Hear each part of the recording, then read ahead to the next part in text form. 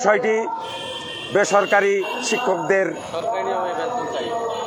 ক্ষেত্রে প্রযোজ্য হবে না। এটি বাংলাদেশ বেসরকারি শিক্ষক কর্মচারী ফোরাম প্রত্যাখ্যান করে এবং বেসরকারি শিক্ষক কর্মচারী ফোরাম কর্তৃক আজকের এই আয়োজনে আমরা একটি কথা সরকারকে জানাতে চাই, সার্বজনীন পেনশন স্কিম বেসরকারি শিক্ষকদের ক্ষেত্রে প্রযোজ্য হবে না।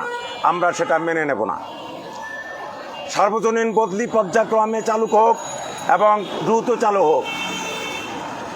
পেনশনের অবসরের 6 মাসের মধ্যে পেনশনের টাকাটা যাতে টিচাররা পায়, আমরা সরকারকে দ্রুত সিদ্ধান্ত নিতে অনুরোধ করি।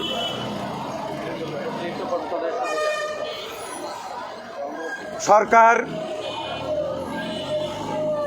প্রতিষ্ঠা লগ্ন থেকে 4% এবং 2%, 6% টাকা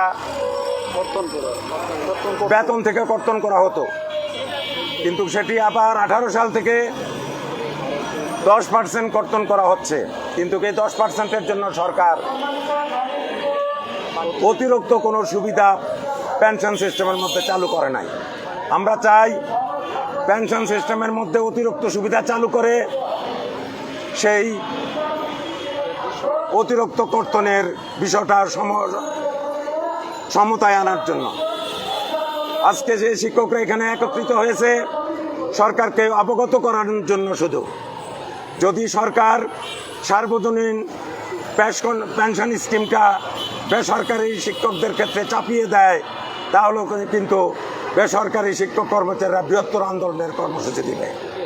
আমরা সরকারকে আগে থেকে জানিয়ে দেই যে সার্বজনীন পেনশন স্কিম বেসরকারি শিক্ষকদের জন্য প্রযোজ্য নয় এবং বেসরকারি শিক্ষক কর্মচারী এটা মানবে না।